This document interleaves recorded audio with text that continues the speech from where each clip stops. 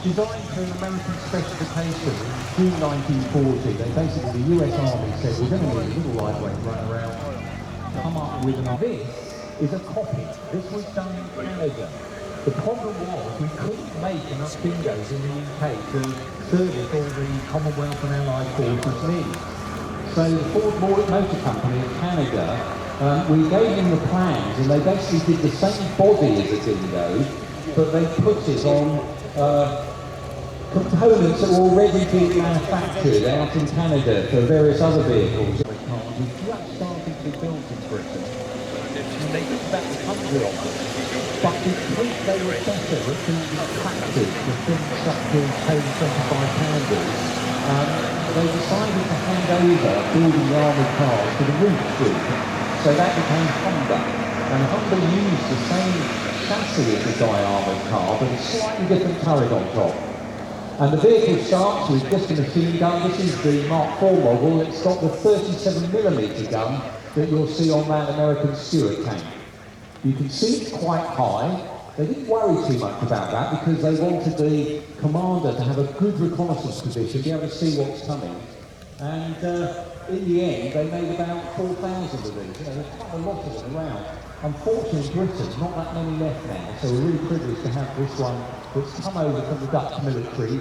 And this vehicle, this very vehicle, saw service in the Dutch East Indies after the war. And if you look closely, it's actually got a name on, Beatrice. It's named after the Queen of the Netherlands. So go and have a look at that if you go a chance later. There's many other armories around the world. We're not being like denigrating the British armour outfit in World War II because you feel like the Germans and the British weren't very good. This is one of those vehicles that completely reverses it. Absolutely brilliant. Does exactly what it says on the tin. Small, fast, about 55 miles an hour on the open road, great visibility, radio in the back. That is really its weapon, was the radio. Find the enemy if you bump into them. 5 reverse gears to get you out of trouble, so you can go just as fast backwards as you can forwards.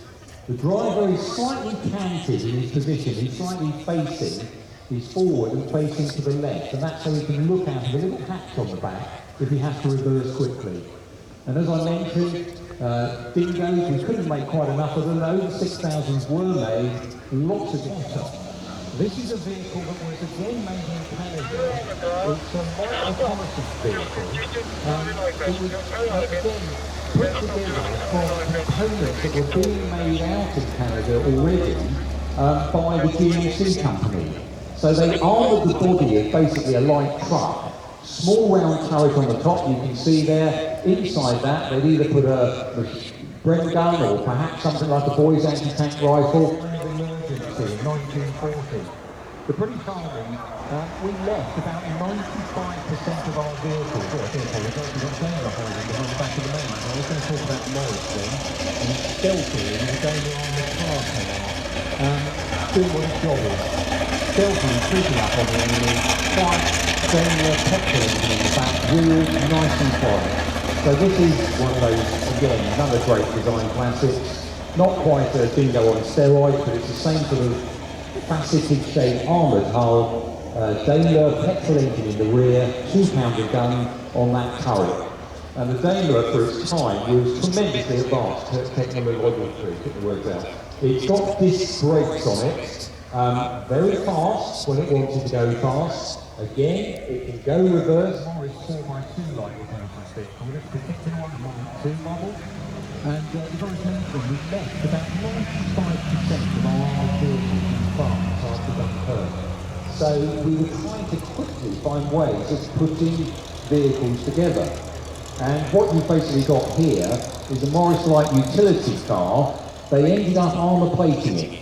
The driver sits in the middle, very awkward position. You've got a commander's position there and a gunner's position with him, engine in the rear, and again, it's got that slightly improvised shape, but it was actually quite successful. So they carried on making them and carried on using them. And they ended up being used in Northwest Europe during the Normandy campaign. The RAF regiment also used them out in North Africa. Part of that light track Daimler vehicle that really starts back in almost after the two-man tank of the 1920s with John Carden. And we've got our Hardy Royal early carrier inside the museum on display. that led to this massive family of vehicles that we variously call Brent gun carriers or universal carriers. This one's a universal carrier. This particular one was made in Britain. Huge numbers of them were also made in Canada. We ended up making them in Australia. 14,000 T16 carriers were made in America as well, something else we forget about. So overall, about 70,000. This one's called the M16.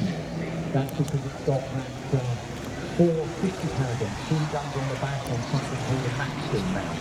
That is a major on this mount. So the guy who would sit behind those machine guns got a foot pedal, and it would automatically rotate that turret-like structure behind with the machine guns on to space wherever it was needing to fire.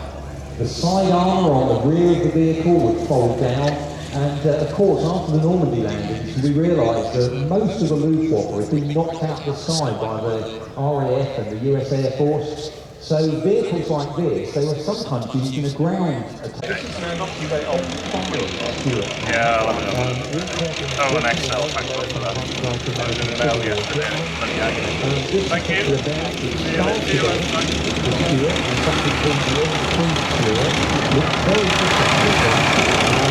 This is an improved version, they put loads of modifications on it, they called it the M5. And you can see here that we've done it up as a sort of Normandy veteran. It's got the deep wading apparatus on the back, and that means basically that huge great bit of venting on the rear there was so this could wade up through the water of the beaches after coming off a landing craft and not flood the engines. And again, the petrol heater of the Normandy is now this is our favourite local Sherman. This is the one we use this one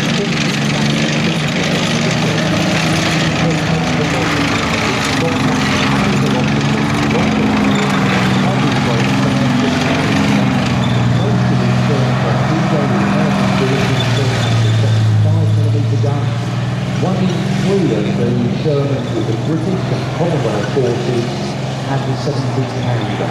And again, for the tankers, telling them apart, the 17-pounder barrel, the muzzle brake on the end, is nice and round like a football that's been pierced.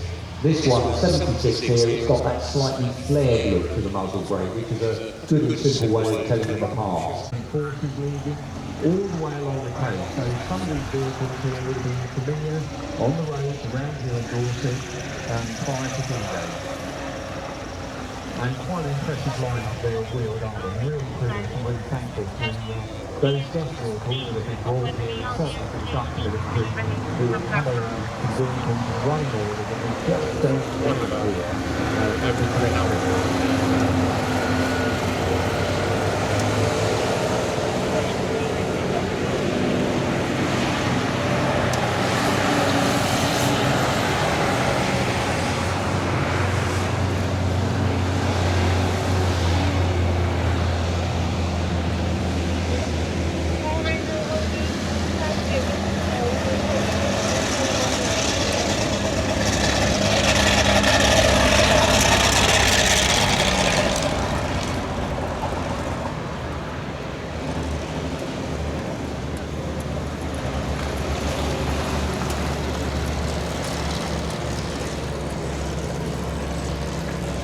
Now later this afternoon we'll be seeing some of these vehicles again that will be taking part in the Normandy battle scenario, and also looking at one or two of them in a bit more detail as well as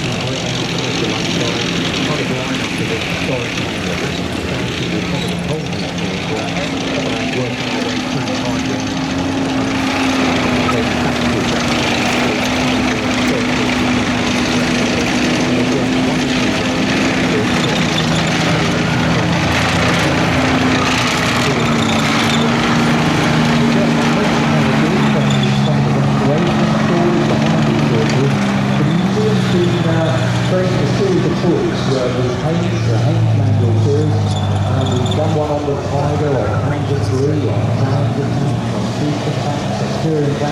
If you're interested in those, at 11 this morning, or in about 10 minutes time, down in front of the museum, You'll be able to meet some of the authors of those books, and if you fancy buying yourself a copy, I think they do come and David collection of historians who's written a lot on historic arms. So one of the books on Daimler and Normandy, go and buy yourself a book and have a chat with those authors.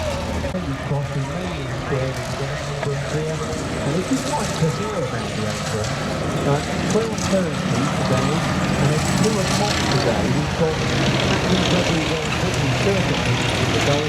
We'll be speaking about his experiences in Bovington, the Stuart group, in the first year, and that's how confident we are starting to do it. first come, first served. We've got about 100 people in there. So if you'd like to hear that, 12:30 inside the museum or 2 o'clock.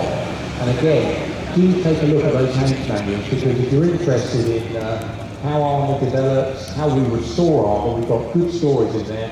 And also another one is if you've got access to the internet, have a look on